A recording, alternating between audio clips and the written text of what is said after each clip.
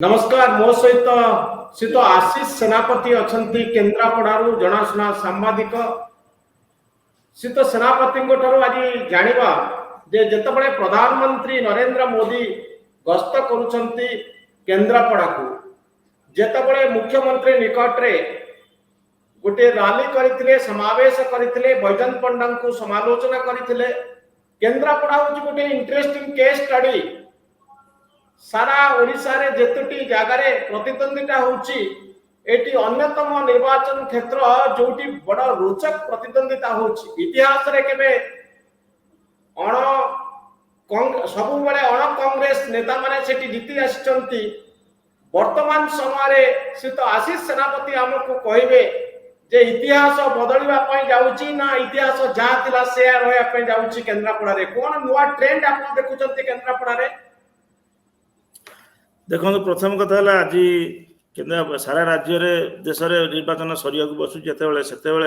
यहाँ हूँ प्रधानमंत्री सारा देश में जो 2 मास धरी जो निर्वाचन प्रचार से कर शेष मीटिंग यापर से तमिलनाडु पलैबे तेणु शेष मीटिंग प्रधानमंत्री कौन कहे से देखा लोक मैंने उत्सुकता अपेक्षा कर आज 4टा मीटिंग हम ये प्रधानमंत्री बारिपदार जस्ट पहुंचती तेणु बर्तमान आउ 3 घंटा पर केन्द्रापड़ा कौन प्रधानमंत्री कहे से समय कारण प्रधानमंत्री जेनेराली सबु जगार से मुख्यमंत्री एवं किंबा जो अच्छा पांड्यान विषय से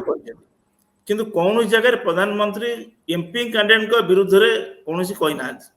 कही किसी करना तेणु बर्तमान एवं व्यक्तिगत भाव में से बैजयंत पंडा सपक्ष व्यक्तिगत भाव में कौन कहे से गुरुतर प्रश्न सब प्रधानमंत्री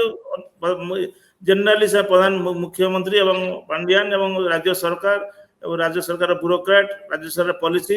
आपको सब निंदा कर सी कौन कहे जोड़े बैजयंत पंडा सपक्ष से देखा लोक मैंने राजी बर्तमान रेडी वर्तमान समय आम जो आर्थरक आपण सहित कथा होतुलो आपण कहउतले जे बैजयंत पंडा सपोर्ट रे से बळे किछि हवा नाही किंतु वर्तमान आपण किछि हवा रे परिवर्तन देखुतले देखुचंती ना आगु जो हवा थिला सही हवा चलीछि वर्तमान केन्द्रापड़ा देखो प्रथम जो थिला ता धीरे धीरे इंप्रूव हे बहुत जोर इंप्रूव करछि बैजयंत पंडा पक्ष रे एथि कोन संदेह नाही किंतु आराथरे मु जा कहितली जे 7टी जो एमएलए कैंडिडेट अछंती ता भितरु 2टी कैंडिडेट तांकर कंटेस्ट करूछंती आसी सबो मु जाने हां कंटिन्यू करंतु वर्तमान बैजयंत पंडा संपूर्ण रूपे 7टी असेंबली कन्स्टिट्यूएंसी को से 2-3 थर मध्य बुली सारले किंतु 7टी एवं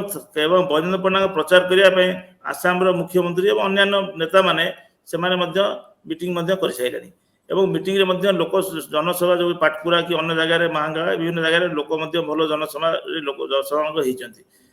किंतु बारंबार कही एमएलए कैंडिडेट माने रहिले जो 7 जन ता 2-3 जन किसी स्थिति अच्छी एवं से कंटेस्ट को आसबे जहाँ जोटा कि बैजयंत पंडा एक गुरुत्व माने असुविधा पकाउछ कारण स्प्लिट वोट हबार संभावना बहुत कम विशेषतः ग्रामांचल मानकरे किंतु आपण कि जोडे वेब लक्ष्य करि परचंती कि सीत सेनापति एथरे कोन छंदा नै वेब विजय फॉर रे एपर कि एमएलए के फॉर रे भी धीरे धीरे बढ़िछि किंतु सेही जो बढ़िबाटा धीरे धीरे बढ़िछि किंतु या जितिबा पई जो वोट दरकार सेटा हेबो कि नै सेटा होछि बतन प्रश्नवाची चिन्ह सृष्टि हेछि आपणकर एमएलए जो माने सब छिड़ा छथि केन्द्रापड़ा विधानसभा रे से माने सब प्राय अधिकांश आगुरु एमएलए थिले से माने संगठन अछि बीजेपी रो हठात किछि लोकन को एवं दल बदल मान को जेटा आरथर मध्ये कहितली जो मान हठात बीजेपी रो बीजेडी रो आनी एवं अन्य कांग्रेस दल रो आनी जो मानकर कोनोसी ऑर्गेनाइजेशन स्थिति नाही सेई मान माने हठात छिड़ा कर दबा विशेष तो महांगा रे आरथर जे बीजेपी रो बाबू जो छिड़ा हिथिले से भलो वोट पाइथिले से सेटारे 60-65,000 भोट पाइथिले बीजेपी दल कि एथर बीजेपी दल ताकू टिकट न दे आउ टिकट देला एवं सी मदन रिबेल कैंडिडेट हिसाब से स्वाधीन प्रार्थी भाव छिड़ा हिचंती तो यही सब करिया फल कैंडिडेट ताको सिलेक्शन असेंबली न बेले बैजयंत पंडा को आज बहुत कष्ट करिया पड़ुछि मोदी हवा थिबा सत्य मते कष्ट करिया पड़ुछि एवं विशेष तो नवीन पटनायक 2 दिन तले जो पड़िया भाषण देथिले मोदी एक्चुअली सही पड़िया भाषण देबा पे जाउछंती आ 3 घंटा पर 4टा बेले तक मीटिंग अछि एवं नवीन पटनायक प्रथम मीटिंग रे प्रथम थर में से कौन एमपी कैंडिडेट विरुद्ध में कहले कौन मीटिंग रे से एमपी कैंडिडेट विरुद्ध में केबे कहि नथिले से चिराचरित भाव में 2-4 पद 3 मिनिट भाषण जे अच्छा पांड्यान सी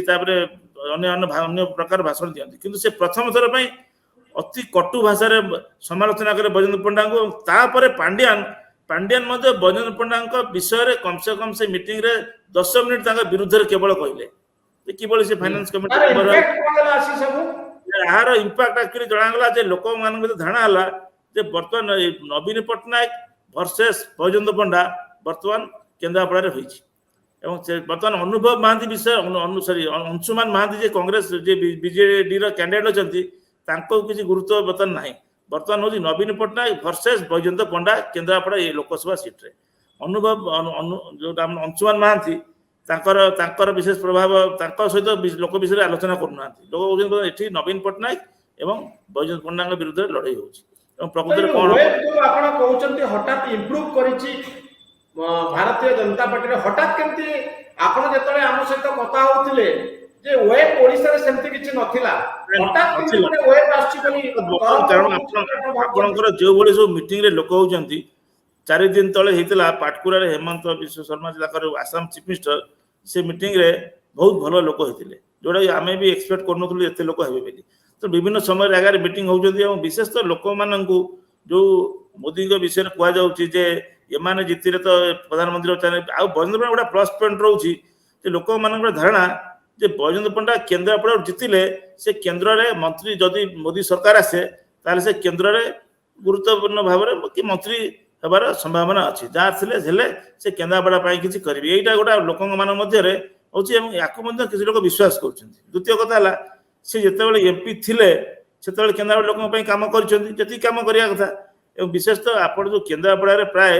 1 लाख पाखापाखि लोक जो माने प्लम्बर से अन्य काम बाहर रुहंती सेमानकर जो ऑफिस सेल अछि सेमान जने चिठी लिखिले बा तांको जणाइले से तांको सब विभिन्न प्रकार साहाय्य करंती तो मु अनेक जगह जाई देखि जो माने अछन माइग्रेट वर्कर सब अछन से माने को भीतर बजेन्द्र पंडा एक लोकप्रिय अथिरे कोन स्थिर मत संदेह नै किंतु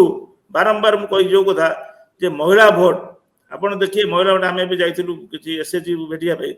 महिला भोट माने से माने संपूर्ण रूपे नवीन पटनायक एथिरे जेते आपण भाषण दियंतु मोदी बा बीजेपी वाला जे केंद्र टंका रे आमे तांग मिशन शक्ति रे पैसा दउजु से ताकू मानिबा को नाराज से मानकु तरंग आसुची वेब आसुची बा वेब उठिची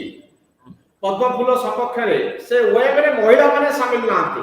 महिला रे बिल्कुल शामिल नांती एवं सेमानक धारणा रहिची मु तो व्यक्तिगत भाव जानि माने महिला पचारथिली से कहला हम केबे जीवन रे हजार देखि नथिलु बर्तमान आमको आम ग्रुप को 2 लाख 5 लाख आमको मिलूँ एवं बिना सुधरे मिलूँ ता फल आम मैंने किसी रोजगार कर सब महिला मुहर गोटे हूँ नवीन सरकार से माने आउ स्प्लिट भोट आपको भोट दबू ताकू भोट दबू से विषय से कौन बुझा नाराज जोटा कि नवीन पटनायक ओडिशा हूँ एकमात्र राज्य आगुरी दिल्ली लेवल आलोचना जो राज्य में वोमेन भोट हूँ गोटे मेजर फैक्टर एवं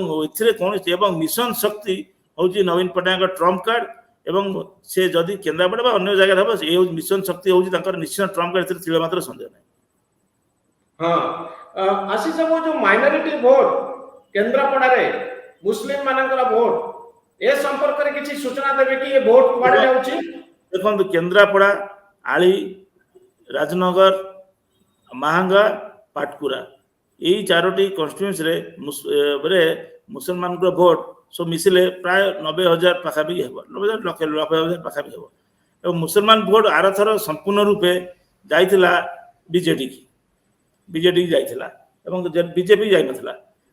किंतु वर्तमान मुसलमान मध्य किछि दिन तले धारणा ताकर थिला जे बीजेपी बीजेडी ये गोटे पार्टी कारण सीए एवं विभिन्न इश्यू उपरे से माने सब पार्लियामेंट नवीन पटनायक नवीन बीजेडी दल खुलाखुली भाव में नरेंद्र मोदी सरकार को समर्थन करथिले बिल पास करबा में सहायता करथिले जेति मुसलमान मध्य गोटे एंगर भितर थिला जे नवीन पटनायक प्रति एतिर कोन संदेह नै किंतु एत धीरे धीरे धीरे धीरे इलेक्शन मौसम बढ़िला बर्तमान जो शेष पर्याय आसी पहुंची प्रथम मु अनेक मुसलमान से कथा करछि सेमान कहथिले जे आमे भोट दबु कांग्रेस को कारण एमान होउचंती दी पार्टी होउचंती गोटिए कि वर्तमान ताको मुहरे प्रश्न सेमान कहउचंती जे वर्तमान बीजेपी की हरिया हेले बीजेडी की भोट देवा पड़े एवं बीजेडी एनडीए रे न रही पारे कारण वर्तमान जो भाव में नरेंद्र मोदी एवं नवीन पटनायक मध्य जो तू मे हेलानी ଏବଂ ଅନ୍ୟାନ୍ୟ ନେତାମାନେ ଯେଭଳି ଭାବରେ ଅତି କଦର୍ଯ୍ୟ ଭାବରେ ନବୀନ ପଟ୍ଟନାୟକଙ୍କୁ ଯୋଉଟାକି ନିର୍ବାଚନରେ ଶାଳୀନତା ଅଭାବରେ ଯୋଉ ଟାଇପ୍ର ଭାଷା ପ୍ରୟୋଗ କରାଗଲାଣି, ଯାହାଫଳରେ ନବୀନ ପଟ୍ଟନାୟକ ମଧ୍ୟ ଆଉ ଏନ୍ଡିଏରେ ନ ରହିବାର ସମ୍ଭାବନା ମଧ୍ୟ ଅଛି। ଏପରି ମୁସଲମାନ ନେତାମାନେ ଆସି ମଧ୍ୟ ସେ କଥା ତାକୁ ମଧ୍ୟ କହୁଛନ୍ତି, ଯୋଉ ବିଜେଡିର ମୁସଲିମ ନେତାମାନେ ଅଛନ୍ତି। ମୁଁ କାଲି ପରଦିନ କଥା କରିଥିଲି ଶିକ୍ଷିତ, ତେଣୁ ସେମାନେ ବର୍ତ୍ତମାନ ଡିଟରମିନ୍ଡ ଯେ ଆମେ ବିଜେଡି କି ଭୋଟ ଦେବୁ, କାରଣ ଆମର ଗୋଟିଏ ଲକ୍ଷ୍ୟ ହେଉଛି ଯେ ବିଜେପି ହାରିବ। ତେଣୁ ସେ ଭୋଟ ଆପଣ ମାଇନରିଟି ଭୋଟ ସବୁବେଳେ ଗୋଟାଏ ଆଡକୁ ଯାଏ। ତେଣୁ କେତେ ସଂଖ୍ୟାରେ ମାଇନରିଟି ଅଛନ୍ତି କେନ୍ଦ୍ରାପଡ଼ାରେ? କେନ୍ଦ୍ରାପଡ଼ା କନଷ୍ଟିଚ୍ୟୁଏନ୍ସି ମୁଁ ଆପଣଙ୍କୁ କହିଲି 90,000 ପାଖାପାଖି ଭୋଟର ଅଛନ୍ତି। ତେଣୁ ସେ ଭୋଟ ନିଶ୍ଚିତ ରୂପେ ଏ 90,000 ଭୋଟ କେବଳ ବିଜେଡି ପାଇଁ ଯିବ ନା କଂଗ୍ରେସ ପାଖକୁ ମଧ୍ୟ କିଛି ଯିବ? କଂଗ୍ରେସ ପାଖକୁ କିଛି ଆସିପାରେ, କିନ୍ତୁ ପ୍ରାୟ 90% ଭୋଟ ବିଜେଡି ପାଖକୁ ଯିବ। କଂଗ୍ରେସ ବାଲାଙ୍କର କଂଗ୍ରେସ ପାଖକୁ ଯିବ କୋଉ କୋଉ ଜାଗାରେ ଆପଣଙ୍କ ଯିବ, ସାଲେପୁରରେ ତାଙ୍କର କଂଗ୍ରେସର ଜଣେ ମୁସଲିମ ପ୍ରାର୍ଥୀ ଛିଡା ହେଇଛି, ସେ ଜାଗାରେ କି ଯାଇପାରେ ଏବଂ ଅନ୍ୟାନ୍ୟ କିଛି ଯାଇପାରେ। ମାହାଙ୍ଗାରେ ଯେ ଦେବ ଛିଡା ହେଇଛନ୍ତି କଂଗ୍ରେସର ବସ୍ ସଂଘର ପ୍ରେସିଡେଣ୍ଟ, ତାଙ୍କର ମୁସଲମାନ ମଧ୍ୟରେ କିଛି ଅଛି। କିନ୍ତୁ ଏମ୍ପି ଭୋଟ କଥା ମୁଁ କହୁଛି, ଏଠୁ ଏମଏଲଏ କଥା ନାହିଁ। ଏମ୍ପି ଭୋଟରେ ସେମାନେ କଦାପି ରୂପେ ବିଜେପି କି ଦେବେ ନାହିଁ ମୁସଲମାନ ଲୋକ, ଏଥିରେ ତିଳେ ସନ୍ଦେହ କାହାର କରିବା ଅନୁଚିତ। ତେଣୁ ସେ କାହାକୁ ଭୋଟ ଦେବେ ଏଭଳି ପ୍ରଶ୍ନ। ପ୍ରଥମେ ସେମାନେ ଚିନ୍ତା କରୁଥିଲେ ଆମେ କଂଗ୍ରେସକୁ ଭୋଟ ଦେବୁ, କି ବର୍ତ୍ତମାନ ଧୀରେ ଧୀରେ ଧୀରେ ସେମାନେ ଯେତେବେଳେ ଦେଖିଲେଣି କଂଗ୍ରେସ ଦଳ ଜିତିବାର ସମ୍ଭାବନା ଅତି କ୍ଷୀଣ ଥାର୍ଡ ପୋଜିସନ ରହିବ, ତେଣୁ ସେମାନେ ନିଶ୍ଚିତ ରୂପେ ବିଜେଡି ଭୋଟ ଦେବେ, ଏଥିରେ ତିଳେ ମାତ୍ର ସନ୍ଦେହ ନାହିଁ। ତିଳେ ମାତ୍ର ସନ୍ଦେହ ନାହିଁ। ତ ଯଦି ମାଇନରିଟି ଭୋଟ ଏବଂ ମହିଳା ମାନଙ୍କର ଭୋଟ ବିଜୁ ଜନତା ଦଳ ସପକ୍ଷରେ ଯାଏ, ଯୋଉ ପରିବର୍ତ୍ତନର ହା ଉଠୁଛି, ତାର ଶକ୍ତି ମହିଳା ଆଉ ମାଇନରିଟିଙ୍କର ଭୋଟ ଠାରୁ ଅଧିକ କି ଆଶିଷ ବାବୁ? ଦେଖନ୍ତୁ ନିଶ୍ଚିନ୍ତ ଏଥିରେ କୌଣସି ସନ୍ଦେହ ନାହିଁ, କାରଣ ଆରଥର ଠିକ ମଧ୍ୟ ସେୟା ହେଇଥିଲା। ଆରଥର କ'ଣ ହେଇଥିଲା, ଆରଥର ବୈଜୟନ୍ତ ପଣ୍ଡା ହାରିଥିଲେ ଏକ୍ଜାକ୍ଟଲି 188,000 ଭୋଟରେ, ଏବଂ ସେତେବେଳେ ମୋଦିଙ୍କର ବହୁତ ହାୱା ଥିଲା। 2019ରେ ଯେଭଳି ଭାବରେ ସେ ପାକିସ୍ତାନକୁ ଆଟାକ୍ କରାଗଲା ପୁଲୱାମା ଇନସିଡେଣ୍ଟ ପରେ,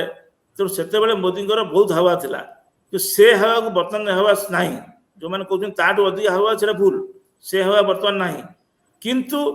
ଏବଂ ଯେତେବେଳେ ଲୋକମାନେ କମ୍ପେୟାର କରୁଛନ୍ତି କଂଗ୍ରେସ ପ୍ରାର୍ଥୀ ବିଜେପି ପ୍ରାର୍ଥୀ, ବ୍ୟକ୍ତିଗତ ଭାବରେ କିଛି ଶିକ୍ଷିତ ଲୋକ ସେ କହୁଛନ୍ତି ବୈଜୟନ୍ତ ପଣ୍ଡା କଂଗ୍ରେସର ଯିଏ ବିଜେଡିରୁ ଛିଡା ହେଇଛନ୍ତି ଅଂଶୁମାନ ମହାନ୍ତି ତାରୁ 100 ଗୁଣରେ ଭଲ। ଅଂଶୁମାନ ମହାନ୍ତି ମାତ୍ର 42 ହେଉଛି, 40 ବର୍ଷ, ଗୁଡ୍ ଅରେଟର ନୁହଁ, କିଛି ନୁହଁ, ଭାଷଣ ବି ଆପଣ ଶୁଣିଥିବେ ସେମିତି ଏତେ ଭଲ ନୁହଁ। ଏବଂ ଲୋକ କହୁଛନ୍ତି ପାର୍ଲାମେଣ୍ଟକୁ ଯିବା ପାଇଁ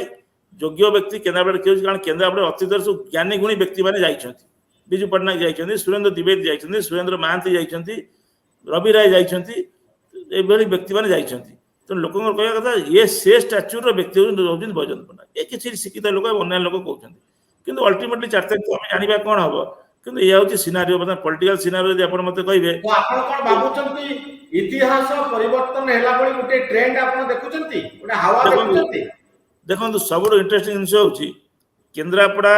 ପାର୍ଲାମେଣ୍ଟ ସିଟ୍ ଏକମାତ୍ର ସିଟ୍ ଯୋଉଠି କଂଗ୍ରେସ ଜିତିଥିଲା 1952 ମସିହା, ଆଉ କେବେ ଜିତିନି। ନିତ୍ୟାନନ୍ଦ କାନନଗୋ ଜିତିଥିଲେ। ତାପରେ ଆଉ ଗୋଟେ ସବୁଠୁ ଇଣ୍ଟରେଷ୍ଟିଂ ଜିନିଷ ଯୋଉଟା ଭାରତରେ ମଧ୍ୟ ବିରଳ, ତାହା ହେଉଛି ଯେତେ ଥର ପ୍ରଧାନମନ୍ତ୍ରୀ ମାନେ ଆସିଛନ୍ତି କେନ୍ଦ୍ରାପଡ଼ାରେ ଏମ୍ପିଙ୍କୁ ଭୋଟ ପ୍ରଚାର କରିବା ପାଇଁ, ସବୁଥର ଏମ୍ପି କ୍ୟାଣ୍ଡିଡେଟ୍ ମାନେ ହାରିଛନ୍ତି। ଆପଣ ଦେଖନ୍ତୁ ଉଦାହରଣ ସ୍ୱରୂପ 2019ରେ ମୋଦି ଆସିଥିଲେ, ସେଠି ବୈଜୟନ୍ତ ପଣ୍ଡା ହାରିଥିଲେ। ତା ଆଗରୁ ଆପଣଙ୍କର ମୁଁ ଗୋଟେ ଷ୍ଟୋରି କରିଥିଲି, ସେ ପେପର ମୋର ବାହାରିନି। 98ରେ ଆସିଥିଲେ ଆପଣ ଆଇକେ ଗୁଜରାଲ ଆସିଥିଲେ ଶ୍ରୀକାନ୍ତ ଜେନାଙ୍କ ପ୍ରଚାର କରିବା ପାଇଁ, ଶ୍ରୀକାନ୍ତ ଜେନା ହାରିଥିଲେ। ଆପଣ 96 ମସିହାରେ ଟିଭି ନରସିଂହରୁ ଆସିଥିଲେ ବଟକୃଷ୍ଣ ଜେନା, ଜଣେ ଏମ୍ପି ଛିଡ଼ା ହେଇଥିଲେ କଂଗ୍ରେସରୁ ଛିଡ଼ା ହେଇଥିଲେ, ସିଏ ମଧ୍ୟ ହାରିଥିଲେ। ଆପଣଙ୍କର ଏଠି 84 ମସିହାରେ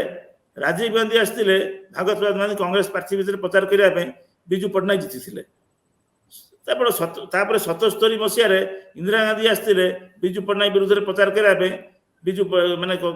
କଂଗ୍ରେସ ଦଳର ପ୍ରାର୍ଥୀ ଭାଗତ ଗାନ୍ଧୀ ଜିତିଥିଲେ। ଇଭେନ୍ 71ରେ ବି କଂଗ୍ରେସ ବି ହାରିଥିଲା। ଇନ୍ଦିରା ଗାନ୍ଧୀ ଆସିଥିଲେ ପ୍ରଚାର, ମୁଁ ଆଇ ରିମେମ୍ବର, ମୁଁ ବହୁତ ଛୋଟ ଥିଲି, ମୁଁ ଯାଇଥିଲି ଦେଖିବା ପାଇଁ। କୌଣସି ପ୍ରଧାନମନ୍ତ୍ରୀ କେନ୍ଦ୍ରାପଡ଼ାରେ କେବେ କୌଣସି ପ୍ରାର୍ଥୀକୁ ଜିତେଇବାରେ ସହାୟକ ହୋଇପାରି ନାହାନ୍ତି। ଏଥର ଯାହାକୁ ଇଂରାଜୀରେ ଜିଙ୍କ୍ସ କହନ୍ତି, ଏଇ ଜିଙ୍କ୍ସଟା ମାନେ ଭାଙ୍ଗିବ କି ନାହିଁ ଜଣାଯିବ 4 ତାରିଖ ଦିନ। କିନ୍ତୁ ପ୍ରଧାନମନ୍ତ୍ରୀ କେବେ କରିନାହାନ୍ତି। କିନ୍ତୁ ଆଜି ମିଟିଂରେ ପ୍ରଧାନମନ୍ତ୍ରୀ ଯଦି ବୈଜୟନ୍ତ ପଣ୍ଡାଙ୍କ ସପକ୍ଷରେ କିଛି କହିବେ, ବ୍ୟକ୍ତିଗତ ଭାବରେ ବୈଜୟନ୍ତ ପଣ୍ଡାଙ୍କୁ କହିବେ, ଯଦି ଉଦାହରଣ ସ୍ୱରୂପ କହିବେ ଯେ ଆପଣମାନେ ବୈଜନାଥ ଜିତାନ୍ତୁ ଆମେ ତାଙ୍କୁ କେନ୍ଦ୍ରରେ ଏକ ଗୁରୁତ୍ୱପୂର୍ଣ୍ଣ ପୋଷ୍ଟ ଦେବୁ ଏଇ ଟାଇପ୍ର ଯଦି ତାଙ୍କୁ କହିବେ ସେ ଜେନେରାଲି ଭାଷଣର ବିଶେଷ କିଛି ମୂଲ୍ୟ ସେ ତିନିଟା ଜାଗା ବାରିପଦାରେ ଅଛନ୍ତି ବାଲେଶ୍ୱରରେ କେନ୍ଦ୍ରାପଡ଼ା ଲୋକ ଟିଭିରେ ବସି ଦେଖୁଛନ୍ତି ମୁଁ ବି ଜଣେ ସାମ୍ବାଦିକ ହେଇକି ମୁଁ ବି ପ୍ରଧାନମନ୍ତ୍ରୀ ମିଟିଂକି ଯାଉନି କାରଣ ଠେଲା ପେଲା ଭିତରୁ ଯିବା ବି ଆମେ ଟିଭିରେ ବସି ନ୍ୟୁଜ୍ ପ୍ରାକ୍ଟିକାଲ ଜିନିଷ ଆପଣଙ୍କୁ କହୁଛି କିନ୍ତୁ ଏ ହଉ ଜିନିଷ ତେଣୁ ପ୍ରଧାନମନ୍ତ୍ରୀ ତାଙ୍କ ବକ୍ତବ୍ୟରେ ସିଧାସଳଖ ବୈଜୟନ୍ତ ପଣ୍ଡାଙ୍କୁ ଯଦି ପ୍ରଶଂସା କରିବେ ତାହେଲେ କିଛି ଇମ୍ପାକ୍ଟ ପଡ଼ିପାରେ ପ୍ରଧାନମନ୍ତ୍ରୀ ମିଟିଂ ନିଶ୍ଚିତ ଇମ୍ପାକ୍ଟ ପଡ଼ିବ ବହୁତ ଲୋକ ବି ସେ ମିଟିଂ କି ବି ଆପଣ ଆସିବେ ଏହା କହିବା ପାଇଁ ଚାହୁଁଛନ୍ତି ଯେ ପୂର୍ବ ଅପେକ୍ଷା ଭାରତୀୟ ଜନତା ପାର୍ଟିର ସ୍ଥିତି ଭଲ ଅଛି ନୂଆ ଟ୍ରେଣ୍ଡ ହଉଛି ଯେ କିଛି ଗୁଡ଼ା ହାୱା ତିଆରି ହଉଛି କିନ୍ତୁ ମାଇନରିଟି ଭୋଟ ଆଉ ମହିଳାମାନଙ୍କର ଭୋଟ ଏବେ ବି ବିଜୁ ଜନତା ଦଳ ସପକ୍ଷରେ ଅଛି ବାକି ରହିଲା ପ୍ରଧାନମନ୍ତ୍ରୀଙ୍କର ଅଭିଭାଷଣ ଆଜି ପ୍ରଧାନମନ୍ତ୍ରୀ କେତେ ପ୍ରଭାବିତ କରୁଛନ୍ତି କେନ୍ଦ୍ରାପଡ଼ା ଲୋକଙ୍କୁ ତାହା ଆଗାମୀ ଦିନରେ ନିର୍ଣ୍ଣୟ କରିବ ଜୁନ୍ 4 ତାରିଖରେ ଆମକୁ ଫଳାଫଳ କହିବ ଯେ ପ୍ରକୃତରେ ଟ୍ରେଣ୍ଡ ଉଲ୍ଟା ହଉଛି କି ଯାହା 1952 ମସିହାରେ ହେଇଥିଲା ପ୍ରଥମ ଥର ପାଇଁ କଂଗ୍ରେସ ନେତା ଜଣେ ଜିତିଥିଲେ ଏମପି ଭାବରେ କିନ୍ତୁ ଏହା ଭିତରେ 2024 ମସିହା ପର୍ଯ୍ୟନ୍ତ କେହି ଜଣେ କଂଗ୍ରେସ ନେତା ଜିତି ପାରି ନାହାନ୍ତି ବା କଂଗ୍ରେସ ବିରୋଧରେ ଏଠି ଭୋଟ ଚାଲିଛି ସେଇ ଟ୍ରେଣ୍ଡରେ ଗୋଟେ ପରିବର୍ତ୍ତନ ଆସିବ କି ଆଉ ବିଜୁ ଜନତା ଦଳ ଗତ 20 ବର୍ଷ ଧରି ଆସନଟିକୁ ନିଜ ଅକ୍ତିଆରରେ ରଖିଛି ସେଇ ଟ୍ରେଣ୍ଡର ଗୋଟିଏ ବଡ଼ ପରିବର୍ତ୍ତନ ଆସିବ କି ନାହିଁ ସେ ପ୍ରଶ୍ନର ଉତ୍ତର ପାଇଁ ଆମକୁ ଜୁନ୍ 4 ତାରିଖକୁ ଅପେକ୍ଷା କରିବାକୁ ପଡ଼ିବ ଏବଂ ପ୍ରଧାନମନ୍ତ୍ରୀ ନରେନ୍ଦ୍ର ମୋଦିଙ୍କ ଭାଷଣର ପ୍ରଭାବ କ'ଣ ରହୁଛି ତାକୁ ମଧ୍ୟ ତା ଉପରେ ମଧ୍ୟ ଆମର ନଜର ରହିବା ଜରୁରୀ ବହୁତ ଧନ୍ୟବାଦ ଶ୍ରୀଯୁକ୍ତ ଆଶିଷ ସେନାପତି ଆପଣଙ୍କର ମତାମତ ପାଇଁ ବହୁତ ଧନ୍ୟବାଦ हेलो 10th एग्जामिनीज आपण मैंने एमसी एक स्कूल खोजुंट कि जो इंटीग्रेटेड कोचिंग पाइपर तेज टीएससी गुरुकुले जोग दिंतु जहाँ एकेडमिक लर्निंग पार्टनर फिजिक्स वाला सहित अनुमोदित कॉल 9438782020।